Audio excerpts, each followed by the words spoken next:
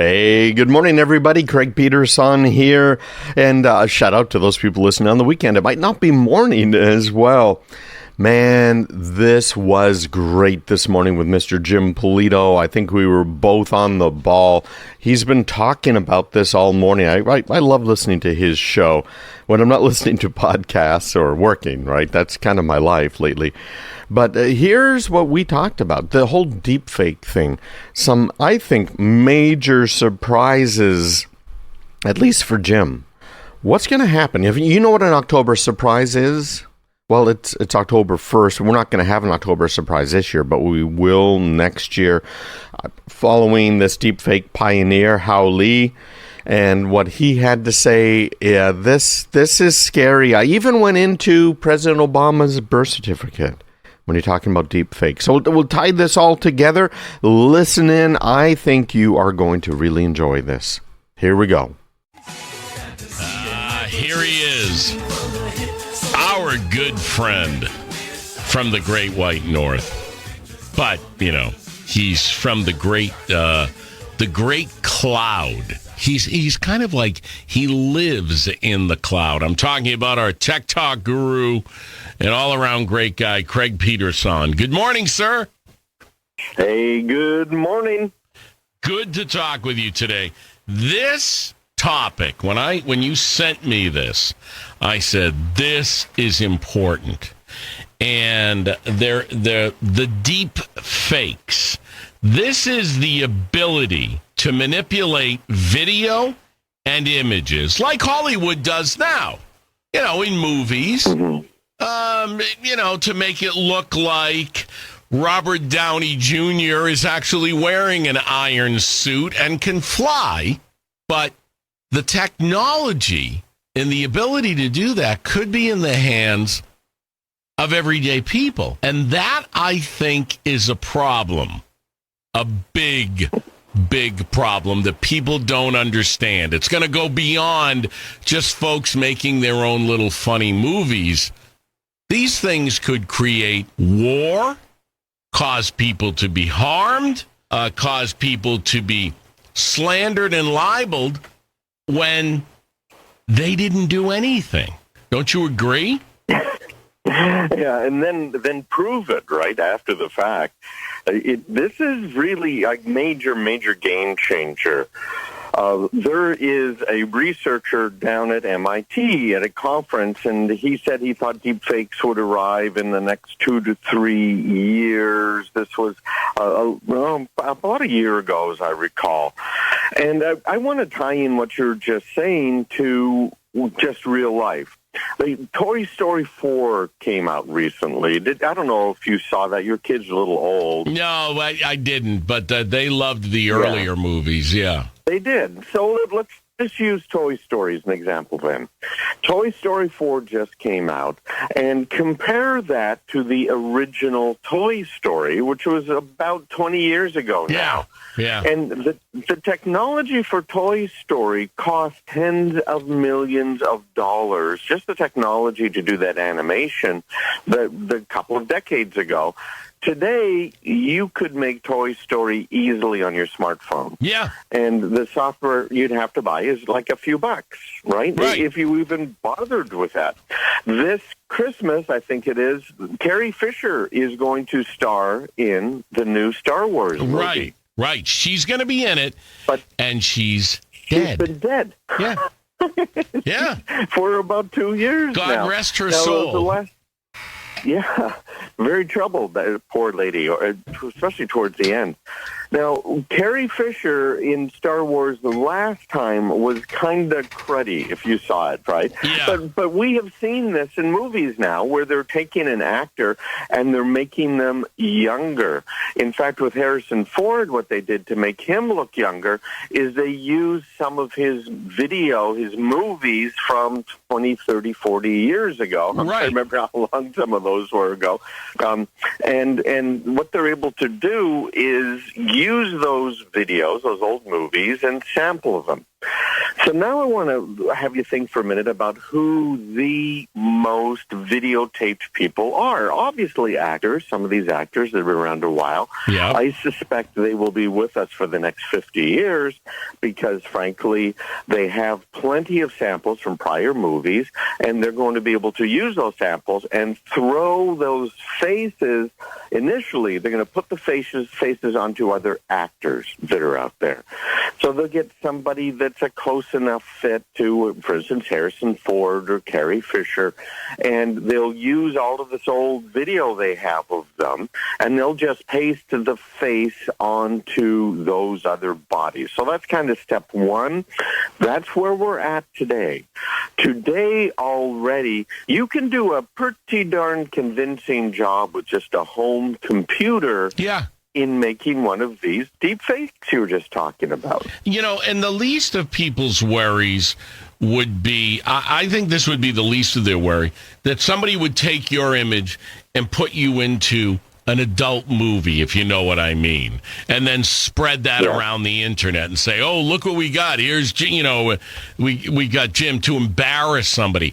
That would actually be the least of the worries. What if somebody took a video and made it look like Donald Trump was burning copies of the Quran, okay, that he had a pile of them on the White House lawn, and he was throwing in copies of the Quran. Before anybody could say that's fake, because it's even though you have this technology, people in the know how to determine whether or not something is real. It would be too late, wouldn't it? Yeah, it would be. It goes back to the basics of law. How do you prove a negative in court? Right.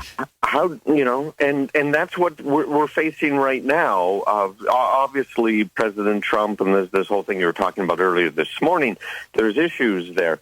But again, how do you prove this negative in court? Now, this deepfake pioneer, his name is Hau Lee, he was on CNBC on Friday, and he was saying that perfectly real deepfake video technology is going to be accessible to everyday people in about 6 months.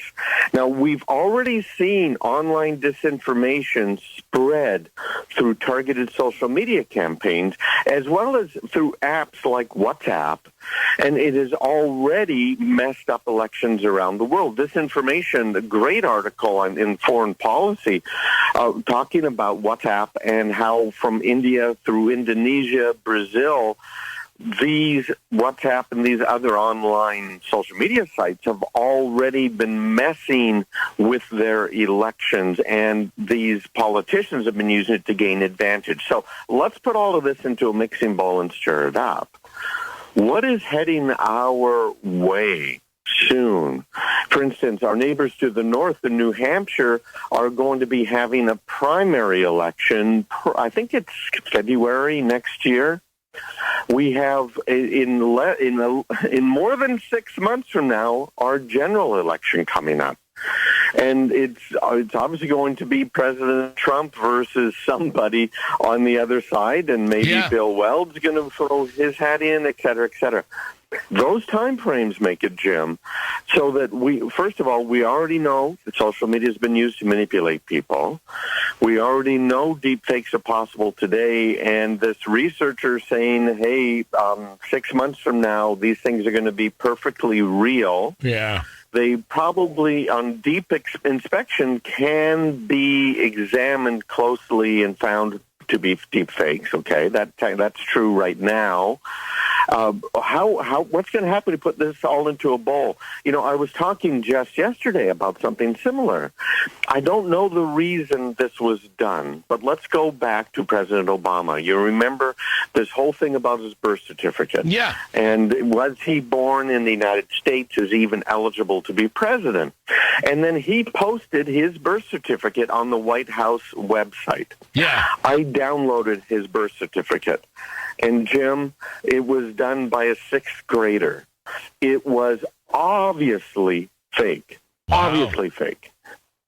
And so the question, but why?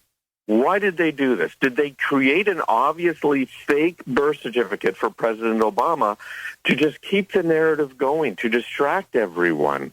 Why did they post that on the White House website? It was, Jim, it was so obviously fake. Anybody that's used Photoshop in the past or Illustrator, you go in there, the layers are still there. The software layers are still there in the birth certificate. You look at the edges of the characters. Obviously, these were made on a typewriter and scanned, and the serial number was obviously put in by Illustrator, Adobe Illustrator. So why was that fake, obviously fake birth certificate put up on the White House website? Yeah. And now we look at the deep fakes, and my mind is blown. Because that was just so simple. It was so simple. Anybody looking at it would say, yeah, this is obviously a fake, right? Well, anyone that knows anything about technology, this is obviously a fake.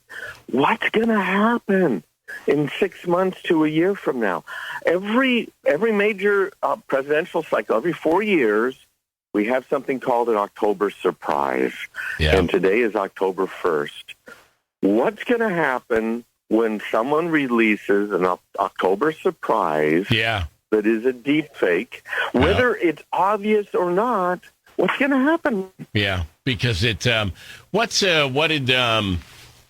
did Mark Twain say? A lie has traveled around the world before the truth has even woken up, or gotten breakfast. Something like that. Yeah.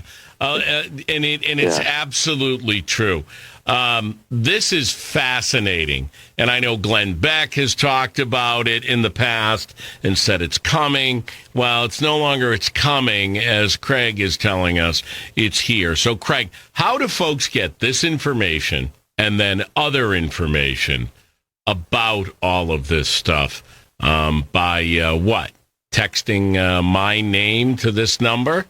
Sure, that'll work. 855-385-5553. So just text Jim, just the word Jim on your phone, to 855-385-5553, and I'll keep you up to date. Standard data and text rates apply. Craig Peterson will not take your image and insert you into some type of compromising video. He's done it to me, but he won't do it to you. We that was promise. Danny. Yeah. Standard data and text rates apply. Craig, this was fascinating. Always a pleasure, sir. Thank you. Take care, Jim. Take care. All right. When we return, a final word. Don't go anywhere. You're listening to the Jim Polito. So what did you guys think of that? Is that something that you like, that kind of a deep analysis? And I try and do that on my weekend radio shows, and we've been putting them up as podcasts. We're going to continue doing that.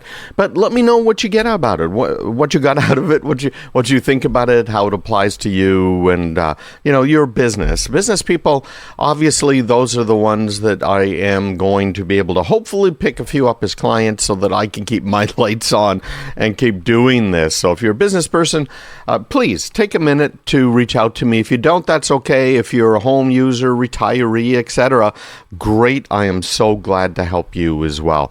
But you can always reach me with anything at me@craigpeterson.com. Take care, everybody. Bye-bye.